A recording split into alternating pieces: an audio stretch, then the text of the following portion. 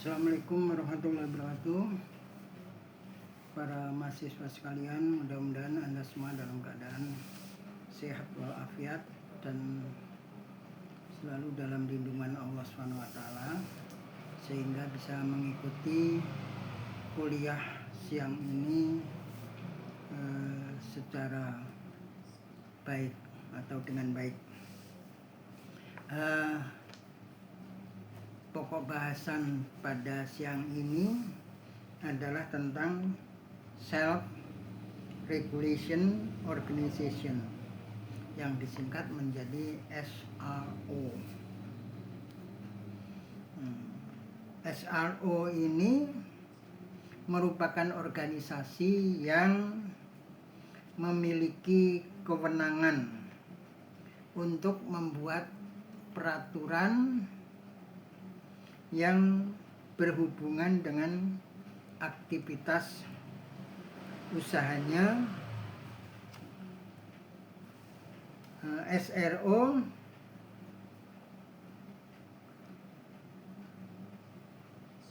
sesuai dengan aktivitas atau berhubungan dengan aktivitas usaha SRO. Yaitu SRO ini terdiri dari bursa efek. Bursa efek itu adalah pihak yang menyelenggarakan dan menyediakan sistem dan atau sarana untuk mempertemukan penawaran jual dan beli. Kemudian efek ini juga merupakan pihak-pihak. Efek ini juga mempertemukan itu tadi penawaran jual dan beli, yaitu dengan pihak-pihak lain dengan tujuan memperdagangkan efek antara mereka. Di Indonesia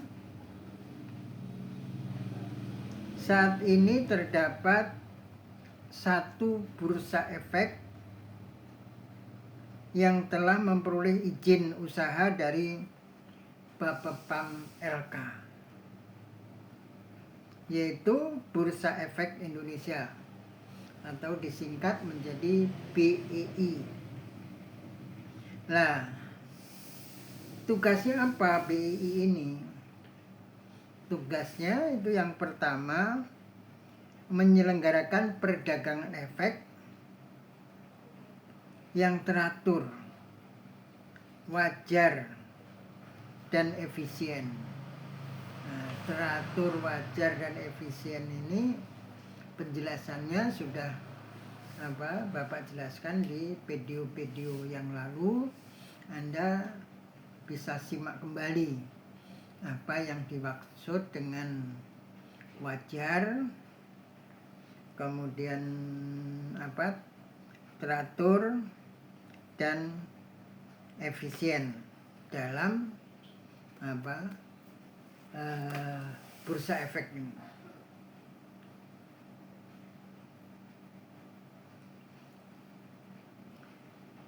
Yang berikutnya yaitu menyediakan sarana pendukung serta mengawasi kegiatan anggota bursa efek. Yang ketiga yaitu menyusun rancangan anggaran tahunan dan penggunaan laba bursa efek dan melaporkan kepada Bapepam. Kemudian ada lagi lembaga yang disebut lembaga clearing dan penjaminan yang biasa disingkat LKP. Nah, lembaga ini pengertiannya apa?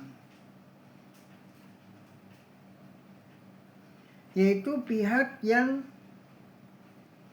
menyelenggarakan jasa clearing dan penyaminan penyelesaian transaksi bursa.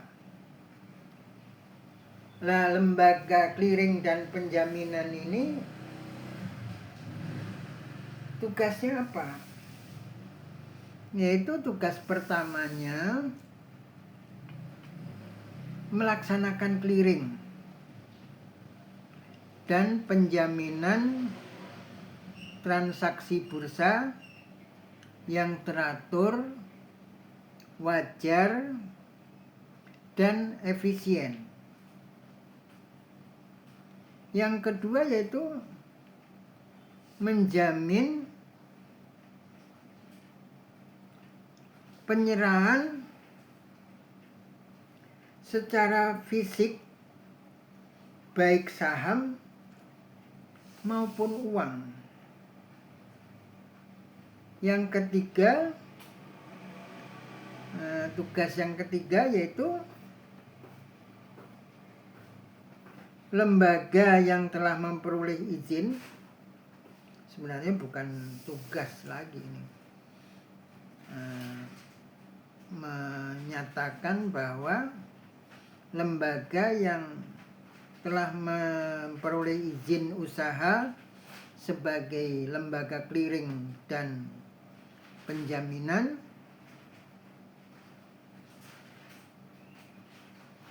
yang dilakukan oleh Bapepam, yaitu PT KPEI, yaitu PT Clearing Penjaminan Efek Indonesia. Kemudian yang ketiga, lembaga penyimpanan dan penyelesaian LPP. Nah, yang dimaksud dengan lembaga LPP ini apa?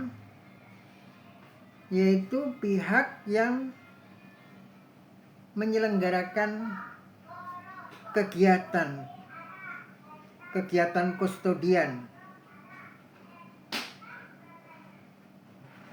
yaitu kustodian sentral bagi bank kustodian, perusahaan efek, dan pihak lain. Nah, tugas LPP ini meliputi penyediaan jasa kustodian dari kustodian sentral dan penyelesaian transaksi yang teratur, wajar, dan efisien. Yang berikutnya yaitu menggunakan pemindah, mengamankan pemindah tanganan efek. Nah, yang berikutnya yaitu menyelesaikan atau settlement. Nah, lembaga LPP ini yang telah memperoleh izin usaha sebagai LPP oleh Bapepam LK adalah PT KSEI, yaitu PT Kustodian Sentral Efek Indonesia. Nah, yang berikutnya yang akan kita bahas yaitu tentang perusahaan efek. Perusahaan efek itu pengertiannya adalah pihak yang melakukan kegiatan sebagai yaitu perusahaan efek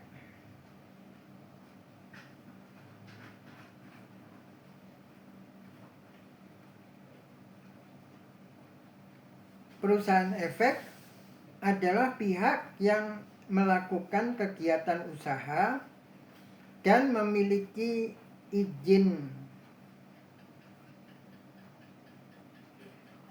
Otoritas Jasa Keuangan (OJK) sebagai penjamin emisi efek atau PEE. Perusahaan perantara pedagang efek atau PPE dan atau manajer investasi yang biasa disingkat MI. Nah, penjamin emisi efek ini sekarang kita Bapak akan menjelaskan tentang penjamin emisi efek. Biasanya disebut underwriter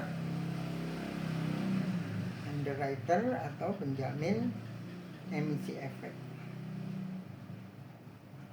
Yang dimaksud dengan penjamin emisi efek adalah pihak yang membuat kontrak emiten untuk melakukan penawaran umum bagi kepentingan emiten dengan atau tanpa kewajiban untuk membeli sisa efek yang tidak terjual. Karena penjamin emisi itu ya tugas utamanya adalah menjamin emisi efek atau sisa efek yang tidak terjual. Nah, meskipun dalam hal ini underwriter ini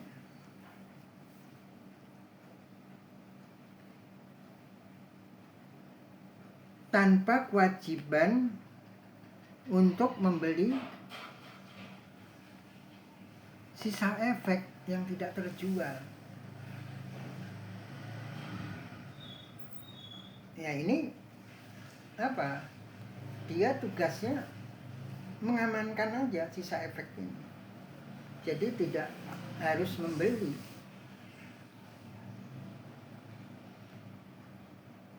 Kemudian kewajiban perusahaan efek itu apa saja?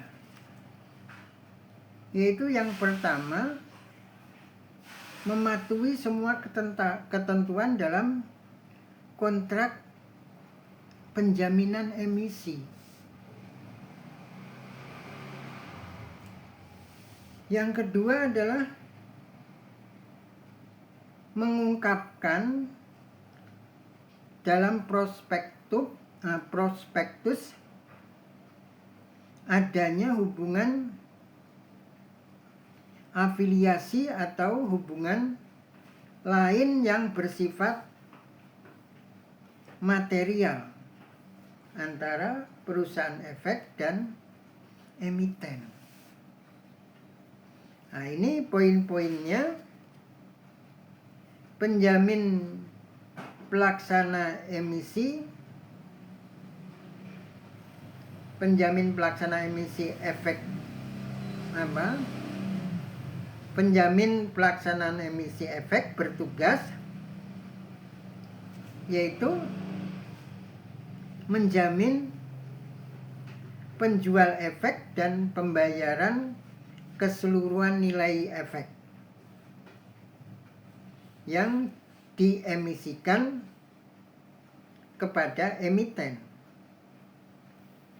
Nah, kemudian yang kedua, mewakili para penjamin emisi efek dalam hubungannya dengan emiten dan pihak ketiga. Yang berikutnya menetapkan bagian kewajiban masing-masing penjamin emisi efek sesuai dengan ketentuan yang telah disepakati dalam penjaminan antar penjamin emisi efek. Yang keempat yaitu mengumpulkan semua hasil penjualan efek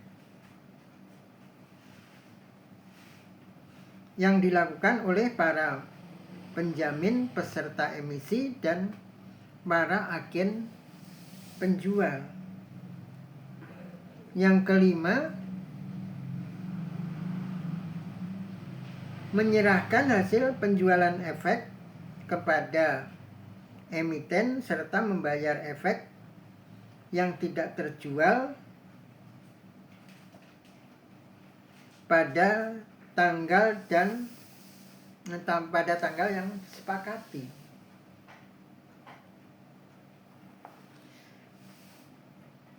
Kemudian penjamin peserta emisi efek itu memiliki tugas yaitu mengatur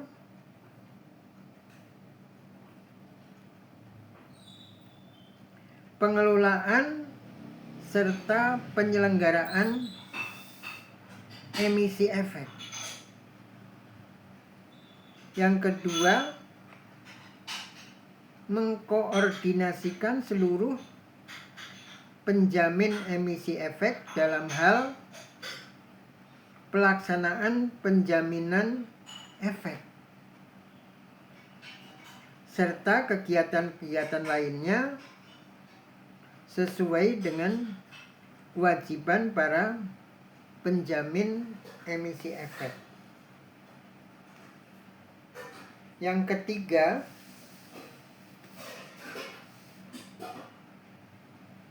tugas penjamin peserta emisi efek tadi. Yang ketiga yaitu menjamin penjualan efek dan pembayaran nilai efek kepada penjamin pelaksana emisi efek sesuai dengan bagian penjaminan yang diambil atau disepakati dalam perjanjian. Nah, kemudian yang dimaksudkan dengan perjanjian penjaminan itu apa aja? Yaitu penjaminan emisi dengan kesanggupan penuh.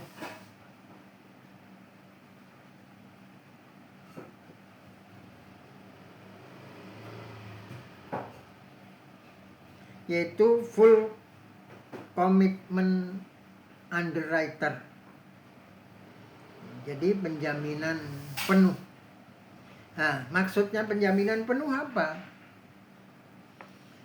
Yaitu penjamin emisi di samping menyanggupi untuk menawarkan efek kepada masyarakat. Selain itu, juga menyanggupi untuk membeli efek yang tidak habis terjual. Nah, jadi penjaminan penuh itu maksudnya yaitu apa? Ikut berusaha menjual efek. Kemudian ketika efek ini tidak bisa terjual semua, maka dia atau lembaga ini membeli sisa-sisa efek yang tidak terjual. Itulah yang disebut sebagai full commitment underwriter, yaitu penjaminan penuh. Kemudian yang kedua, penjaminan emisi dengan kesanggupan siaga.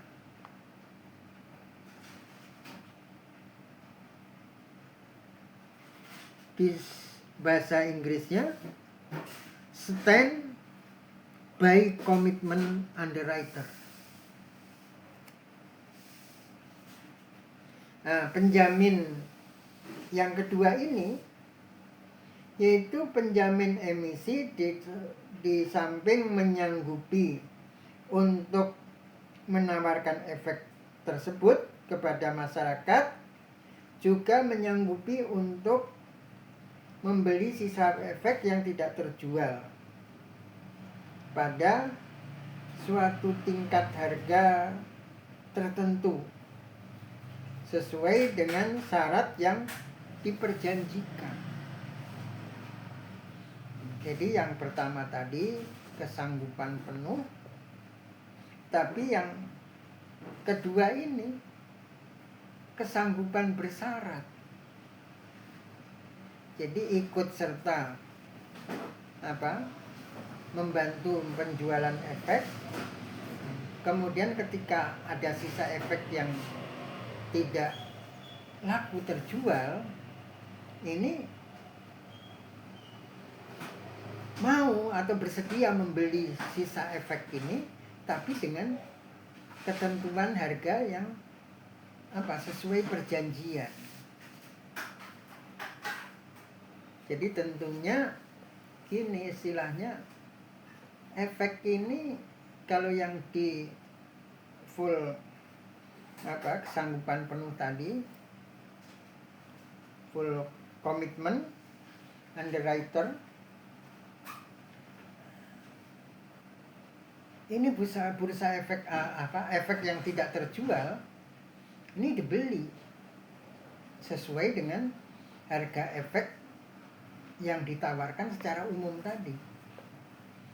Tapi kalau yang kedua ini mau membeli sisa efek yang tidak terjual, tapi namanya barang tidak terjual, nah itu harganya tidak sama dengan harga penjualan. Nah, dibuat perjanjian harga.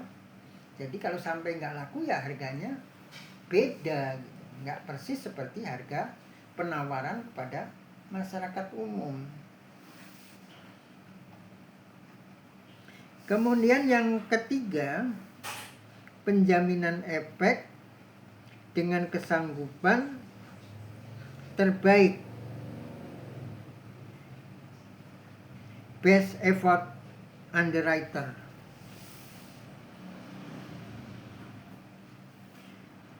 Penjamin emisi hanya mempunyai kewajiban untuk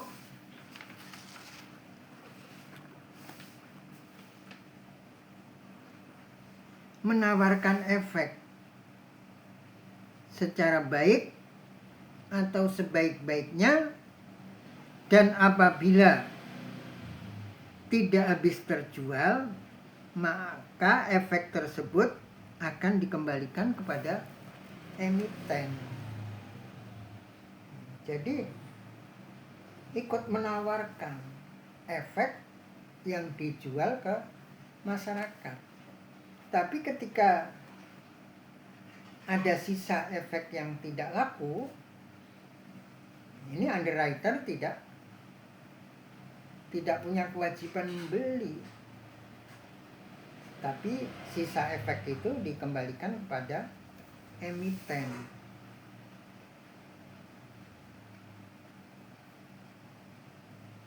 Nah, kemudian yang keempat, all or non offering. yaitu kesanggupan semua atau tidak sama sekali. Penawaran akan dibatalkan apabila tidak terjual semua. Jadi itu macam-macam kewajiban underwriter.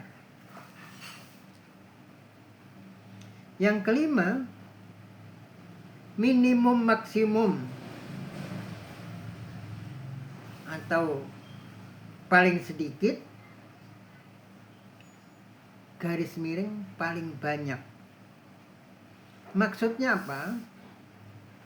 Penawaran efek akan dibatalkan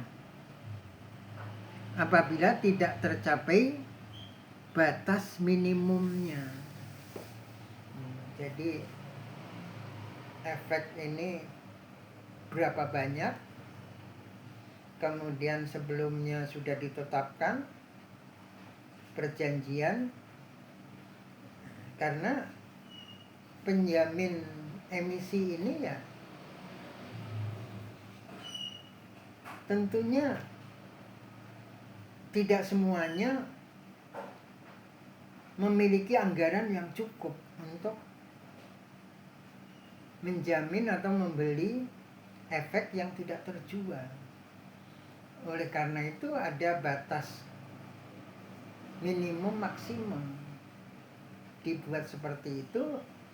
Jadi ketika ada batas minimum dan tidak tercapai di batas minimum, ini artinya apa? Ya, efek ini tidak menarik bagi pebisnis atau dari para pebisnis, ini tidak menarik. Sehingga emisinya juga kalau misalnya dibeli, ini tidak memiliki prospek yang bagus. Sehingga ya makanya ada batas minimum. Kalau batas minimum aja tidak tercapai, bahwa ini efek ini tidak menarik. Nah, jadi itu yang Bapak sampaikan pada siang ini. Poin terakhir yaitu perjanjian penjaminan. Nah, ini yang perlu Anda pelajari karena cukup menarik. Nah, untuk semester genap ini kita sudah berapa kali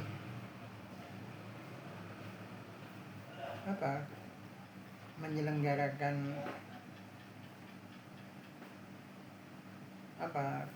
kuliah online.